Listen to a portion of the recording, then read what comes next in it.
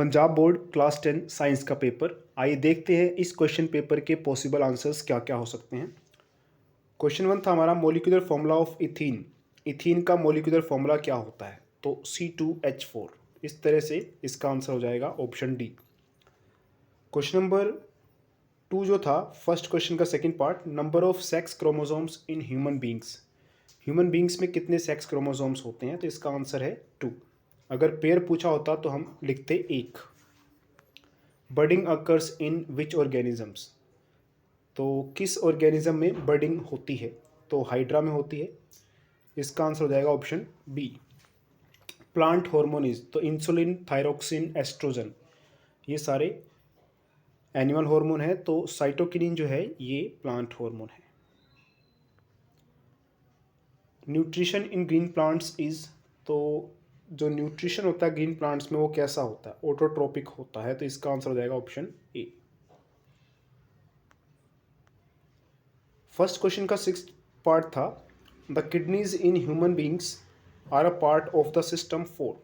तो किडनीज जो human beings में होती हैं वो किस का पार्ट है? एक्सक्रीशन सिस्टम का पार्ट है। क्वेश्चन नंबर 7, इसमें आपको बताना था कि कौन सा मेथड सुटेबल है for preventing an iron frying pan from rusting in your kitchen. तो आपको अपने आयरन पैन को रस्टिंग से बचाना है। उस पर ग्रीस तो आप लगाएंगे नहीं बिल्कुल भी, तो खाना कैसे बनेगा? अप्लाइंग पेंट, पेंट भी नहीं लगाएंगे कि जब आप इसको हीट करेंगे फ्राइंग पैन को तो पेंट रिमूव हो जाएगा और वो खाने में मिल सकता है। तो बेस्ट मेथड ये है कि applying coat of zinc, zinc की कोटिंग लगा सकते हैं। ऑप्शन 8 था when you have a problem of indigestion. आपको इनडाइजेशन की प्रॉब्लम है और आप डॉक्टर को विजिट करते हैं तो डॉक्टर आपको क्या देगा? एंटीबायोटिक देगा? नहीं, एनाल्जेसिक, एंटीसेप्टिक, एंटासिड देगा ताकि आपकी जो इनडाइजेशन की प्रॉब्लम है वो ठीक हो जाए। क्योंकि इनडाइजेशन एसिड बढ़ने की वजह से हुआ होगा, इस वजह से आपको एंटासिड दिया जाएगा। आपको बताना है कि उस सॉल्यूशन का पीएच क्या होगा जो रेड लिटमस को ब्लू करता है। रेड लिटमस को ब्लू करता है बेस। तो इस तरह से जो सॉल्यूशन है वो बेस है। अगर वो बेस है तो उसका पीएच 7 से ज़्यादा होगा, यानी कि ऑप्शन डी इसका करेक्ट आंसर हो जाएगा। बात करते हैं क्वेश्चन नंबर 10 की, what is the colour of powder obtained after the combustion of magnesium ribbon. अगर मैग्नीशियम रिबन को जब हम जलाते हैं तो जो पाउडर बनता है वो किस कलर का होता है? वाइट कलर का। ऑप्शन बी इसका करेक्ट आंसर है। Far point of a normal human I.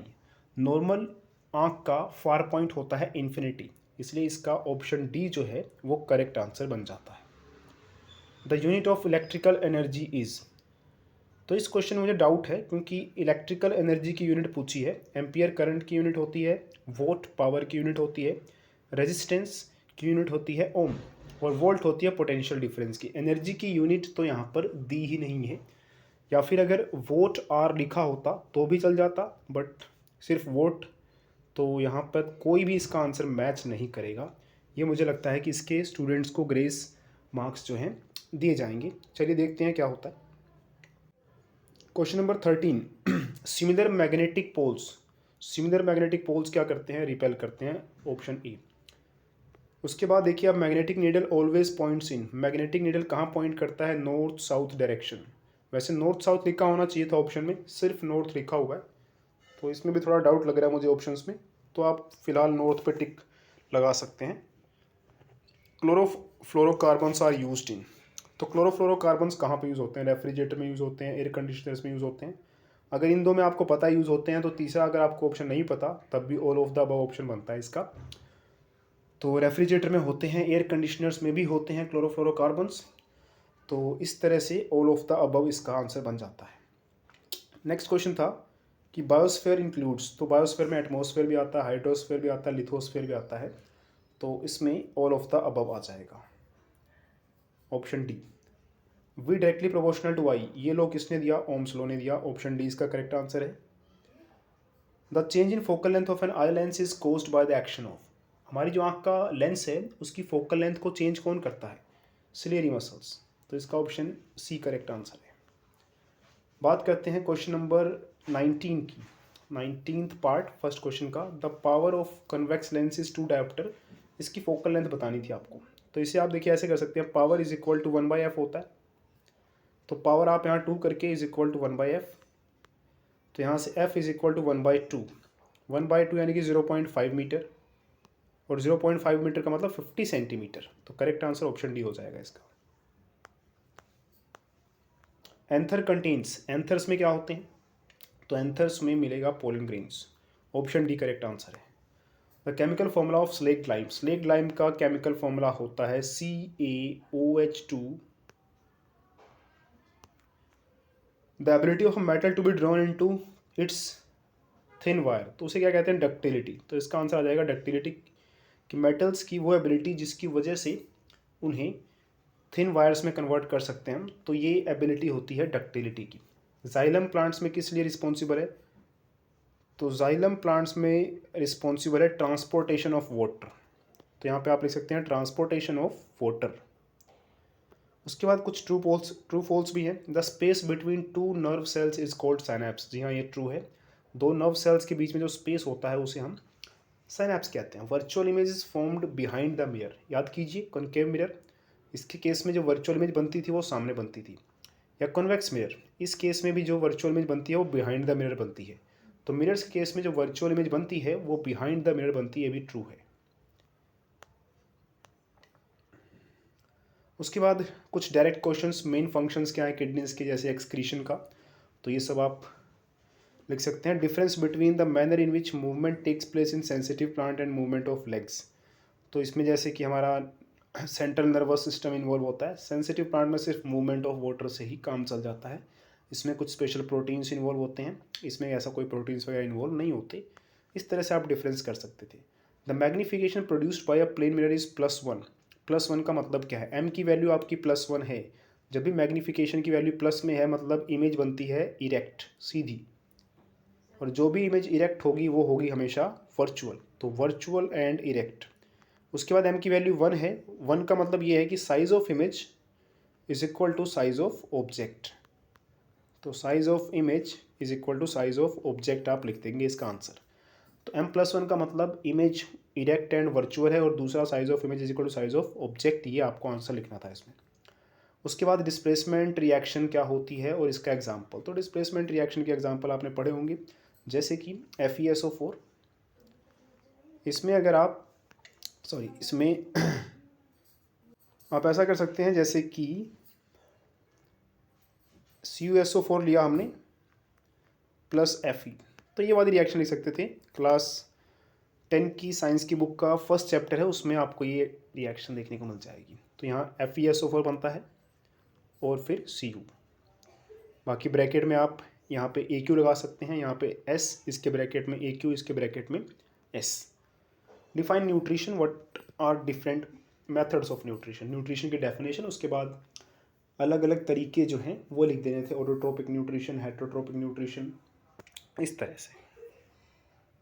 Right the laws of reflection of light, तो laws of reflection of light में क्या लिख सकते हैं कि angle I is equal to angle R, angle of incidence is equal to angle of reflection होता है। दूसरा, इंसिडेंट रे, रिफ्लेक्टेड रे और नॉर्मल तीनों ही एक ही प्लेन में होती हैं, तो ये भी आप लिख देंगे।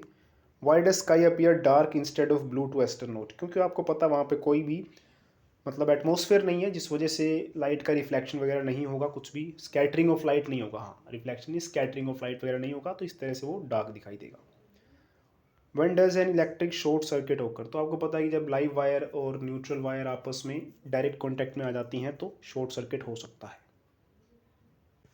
तो इस तरह से लाइव वायर और न्यूट्रल वायर के आपस में जुड़ जाने से क्या होता है कि इंसुलेशन वगैरह डैमेज हो जाती है, तो शॉर्ट सर्किट हो सकता है। What will happen if we kill all the organisms in one trophic level, एक ट्रॉपिक लेवल के ऑर्गेनिजम्स को आप मारेंगे तो उससे नीचे वाले या उससे ऊपर वालों पे भी इफेक्ट पड़ेगा, ये आपको बताना है। सेक्स क्रोमोसोम्स क्या होते हैं? सेक्स क्रोमोसोम्स जो डिसाइड करते हैं कि जो नया डॉटर ऑर्गेनिज्म है वो मेल होगा या फीमेल होगा। Next, which part of brain maintains posture and equilibrium of body, तो इसका आंसर आ जाएगा hind brain. Write the importance of saliva in digestion, तो डाइजेशन में सलाइवा का रोल, तो इसमें आप लिख सकते हैं कि सलाइवा जो है फूड को गीला करता है, जिससे ईसोफेगस में इजीली जो है फूड पास हो जाता है। इसके अलावा सलाइवा का एक और इम्पॉर्टेंट रोल कि वो सलाइवरी अमाइलेज नाम का एंजाइम छोड़ता है, जिस वजह से जो कॉम्प्लेक्स शुगर्स हैं वो स्टार्च वगैरह में कन्वर्ट हो जाती हैं। तो ये लिख सकते हैं electron dot structure of fluorine.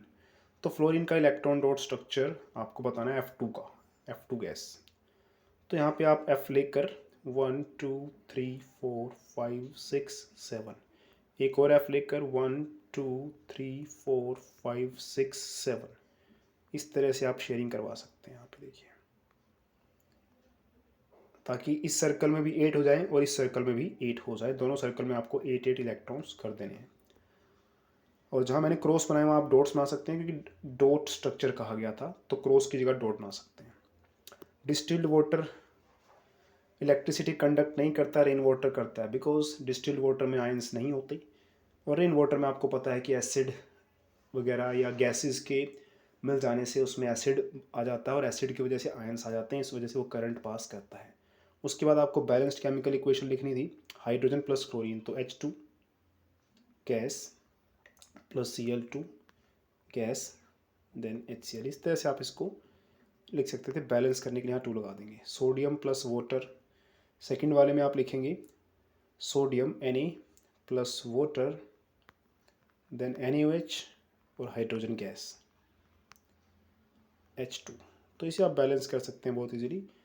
आप यहाँ 2 लगा सकते हैं, यहाँ 2 लगा सकते हैं, एक 2 यहाँ लगा दीजिए और एक 2 यहाँ लगा दीजिए। तो लगभग ये मेरे ख्याल से बैलेंस नहीं हुई है, ये 2 लगाने की ज़रूरत नहीं है। H4 हो गए, Na2 हो गए, ऑक्सीजन हो गए, यहाँ बैलेंस हो गई है। उसके बाद रस्टिंग क्या होता है, chemical formula of rust, what is its loss. तो रस्टिंग आपको पता है कि लोहे जब लोहा हमारा मॉइस्चर प्लस जो है ऑक्सीजन इनके कांटेक्ट में आता है तो उसमें रस्टिंग हो जाती है। और उसके बाद केमिकल फॉर्मूला ऑफ रस्ट आप लिख सकते हैं Fe2O3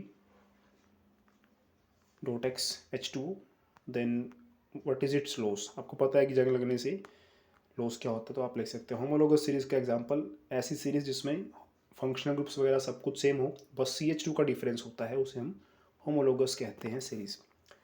इनवॉल्यूंट्री और रिफ्लेक्स एक्शन में डिफरेंस क्या है, तो इनवॉल्यूंट्री और रिफ्लेक्स एक्शन में आपको डिफरेंस लिखना था, आपकी बुक का क्वेश्चन था डायरेक्टली। तो what is damage of to ozone layer a cause of concern. तो अगर डैमेज हो रहा है ओजोन को तो ये कंसर्न की बात है, क्योंकि आपको पता है कि ओजोन सन की अल्ट्रा वायलेट रेडिएशन से प्रोटेक्ट करता है, तो इसलिए कंसर्न करने की ज़रूरत है। Why do stars twinkle, direct question book का। एटमॉस्फेरिक रिफ्रैक्शन, सारी कहानी लिखनी है, स्टार्स ट्विंकल क्यों करते हैं। उसके बाद प्लेन मिरर जो इमेज बनाता है उसकी करेक्टरिस्टिक्स। तो प्लेन मिरर जो इमेज बनाता है वो जितना बड़ा ऑब्जेक्ट उतनी बड़ी इमेज। इसके अलावा lateral inversion, left side left part right side दिखता है इमेज में, और राइट साइड वाला पार्ट लेफ्ट साइड में दिखता है। और कह सकते हैं कि वर्चुअल इमेज, तो इस तरह से वर्चुअल या डायरेक्ट इमेज। रेनबो फॉर्म्ड, तो रेनबो वाला सारा एक्सप्लेनेशन। फूड चेन और फूड वेब में डिफरेंस। उसके बाद plane mirror, concave mirror, convex mirror without touching them. हाँ, ये क्वेश्चन अच्छा है कि प्लेन मिरर, कॉनकेव मिरर और कॉन्वेक्स मिरर में बिना टच किए आप कैसे पता करेंगे कौन सा मिरर कौन है। आप मिरर के सामने बस जाके खड़े हो जाइए। अगर प्लेन मिरर होगा तो जितने बड़े आप हैं या जितना बड़ा ऑब्जेक्ट रखेंगे उतनी बड़ी एग्जैक्टली इमेज बनेगी, ठीक है। अगर कॉन्वेक्स मिरर होगा उसके सामने आप खड़े हो जाएंगे तो उसमें आपकी फ़ोटो छोटी बनेगी हमेशा ही। और अगर कॉनकेव मिरर होगा तो उसमें या तो आपकी फ़ोटो उल्टी बनेगी, और अगर सीधी बन रही है तो बड़ी बनेगी, ठीक है। तो इस तरह से आप बिना टच करे चेक कर सकते हैं कौन सा मिरर है। अच्छा क्वेश्चन था। उसके बाद मैलिबिलिटी, डक्टिलिटी। मैलिबिलिटी मतलब मेटल्स की एबिलिटी जिसकी वजह से उनको थिन शीट्स में कन्वर्ट कर सकते हैं। डक्टिलिटी उनको वायर्स में कन्वर्ट कर सकते हैं। मेटालिक क्लस्टर, प्योर फॉर्म में जब मेटल होता है तो वो काफ़ी चमकदार होता है, वो मेटालिक क्लस्टर है। और ऐसा मिनरल जिसमें एक पर्टिकुलर तरह का मेटल के होने की संभावना ज़्यादा है, प्लस उसको हम प्रॉफिटेबली उसमें से एक्सट्रैक्ट कर सकते हैं, वो और है alloy. Homogeneous mixture of metal plus एक नॉन मेटल या मेटल्स, ये सब एलॉय हैं। उसके बाद डिफरेंस मिनरल्स और ओर्स में आपको पता होगा कौन सा मेटल लिक्विड होता है रूम टेम्परेचर पर। Mercury best conductor of heat जो है सिल्वर। तो ये थे आंसर्स। और अगर आपको लगता है किसी क्वेश्चन का आंसर जो मैंने बताया है उससे अलग होना चाहिए तो कमेंट करके ज़रूर बताएं कि आपके हिसाब से उसका क्या आंसर हो सकता है।